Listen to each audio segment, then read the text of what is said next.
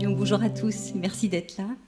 Je suis beaucoup moins bien parlé que Mina, parce que ça c'est sûr, parce que c'était parfait et vraiment, ça nous a retracé l'histoire de toute l'association, de ses débuts à aujourd'hui. Bon, comme vous voyez, notre conseil scientifique comporte 11 membres. En fait, il s'est élargi début 2014, donc nous sommes 11 membres depuis début 2014. Je vais vous raconter un petit peu son histoire, enfin ses rôles surtout. Mais avant, j'avais envie de faire, moi aussi, la petite histoire de Mina Daban. Mais je voulais vraiment la remercier sur ces quelques lignes. En fait, pour moi, c'est dès qu'elle a retrouvé l'énergie vitale dont elle avait été privée pendant des années, vous avez pu le comprendre, Mina Daban a aussitôt créé une association de patients qui manquait cruellement au paysage français. C'était fin 2009, début 2010, et elle raconte bien son désert d'informations malgré nos efforts. Je parle des médecins. Elle aurait pu choisir de consacrer son temps retrouvé à sa famille, à ses enfants, à son métier aussi, son beau métier créatif et technique, dont elle ne nous a pas parlé, mais si vous voulez, vous l'interrogerez dessus. Et elle a choisi finalement de se battre avec enthousiasme, pour ne pas dire hyperactivité, pour que tous les patients et leurs familles puissent vivre mieux.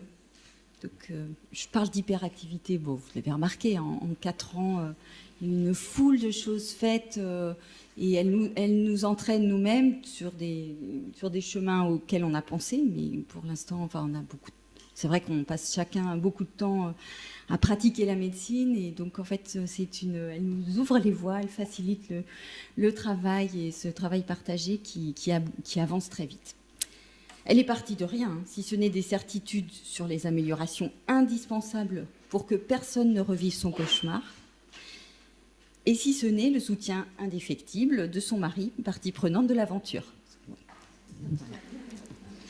Et elle créa une association devenue un appui pour de nombreux patients et un partenariat avec les médecins travaillant pour la LMC. Donc, je vais vous parler maintenant un petit peu du conseil scientifique qui est là pour garantir et pour aider ce beau travail. Donc, pour aider dans les nombreux domaines d'action de l'association.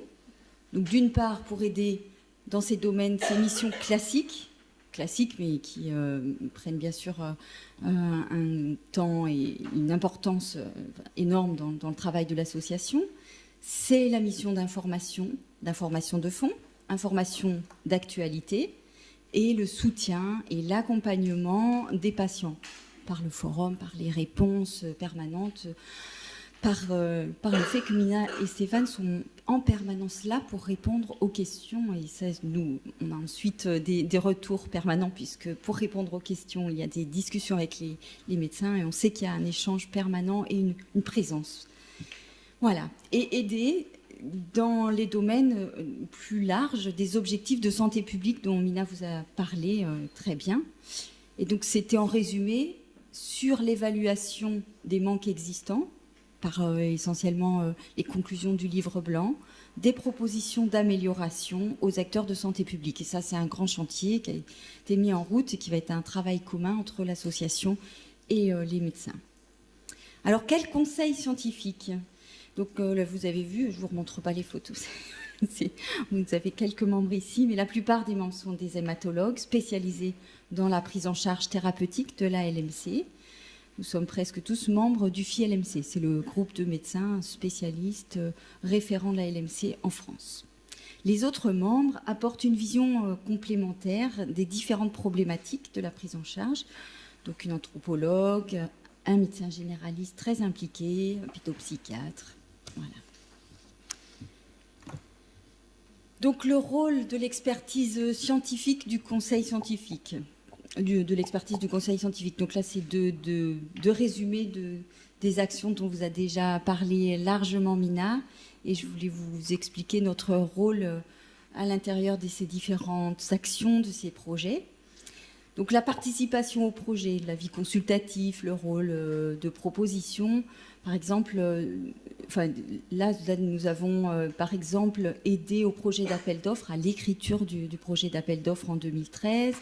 Nous avons donné notre avis lors du montage du forum. Puis il y a d'autres actions, mais c'est 2 grands exemples. Et lors du montage de ces projets, nous sommes là aussi, par exemple, lors du choix des experts pour chaque projet, que ce soit des projets actuels de développer de qualité de vie ou d'aide à l'observance, dont vous a parlé Mina. C'est ce qu'on appelle le projet LMC Coach. Voilà, nous sommes là bien sûr pour la relecture et la création des documents papier, des documents vidéo. Si vous êtes allé sur le site, vous avez pu les voir. Et c'est une garantie de la qualité de l'information de fond, de la garantie de l'information sur les actualités. Et par exemple, nous avons participé au montage du parcours patient, des outils patients, notamment du petit livret Quel est ma PCR, dont vous avez une 2e version dans votre petit cartable aujourd'hui. Et surtout, nous avons beaucoup travaillé sur le livre blanc, à l'écriture, enfin chaque expert a écrit son point de vue. Et pour ma part, nous avons relu le livre maintes fois avant sa publication, bien sûr.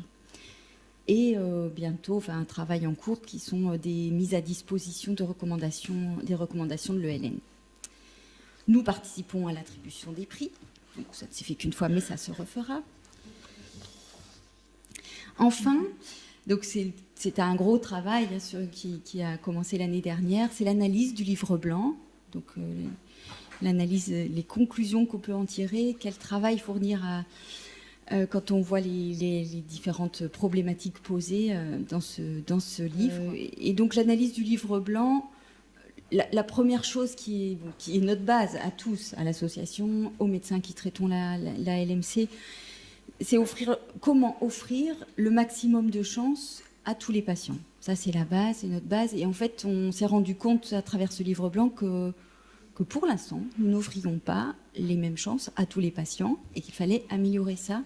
Donc c'est vraiment le socle, et que ce soit les chances thérapeutiques, les chances d'accès à l'information, les chances de vivre mieux sa maladie, enfin tous les points de vue de cette problématique. Et nous offrons le regard technique et médical auprès des autorités de santé pour répondre aux différentes questions. Voilà, et pour l'instant, ces différentes questions, en fait, les différents combats débutés, c'est l'accès aux recommandations de traitement pour les patients comme pour les médecins, qui est des recommandations simples pour les médecins qui suivent peu de LMC, que tous les médecins suivent les recommandations.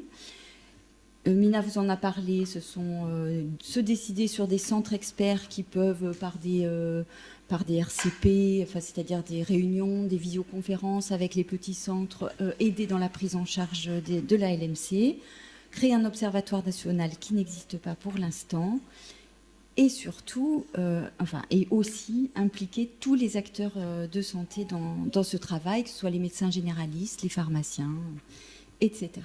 Bon, je suis un petit peu longue, j'avais promis 10 minutes. En conclusion, donc la prise en charge de la LMC ne peut plus faire l'impasse de la participation active des patients. C'est ce qu'on appelle le patient acteur, et je rejoins là ce que nous disait en conclusion le docteur Barra.